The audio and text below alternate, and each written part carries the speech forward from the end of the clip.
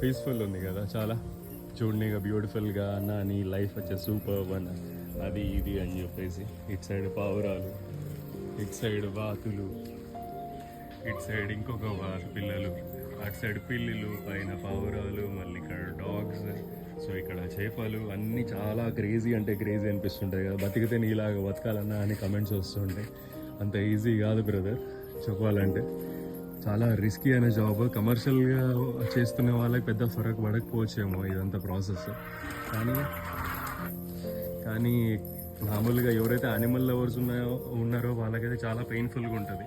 ఎందుకంటే కళ్ళ ముందర యానిమల్స్ చనిపోతూ ఉంటాయి, డాగ్స్ చనిపోతూ ఉంటాయి, చాలా ఇష్టంగా పెంచుకున్న అన్ని యానిమల్స్ వచ్చేసి చనిపోతూ ఉంటాయి అనమాట. సో ఒక్కొక్క సిచ్యువేషన్ ఎట్లా వస్తుందంటే మేమంతకు మేమే మర్సీ కిల్లింగ్ చేయాల్సిన వస్తుంది పరిస్థితి. So this is not easy. పైనుంచి చూడడానికి ఎంత బాగానే ఉంటుంది కానీ మీరు అనుకున్నంత ఈజీ అయితే ఈ టాస్క్ ఉండదు. Very difficult task.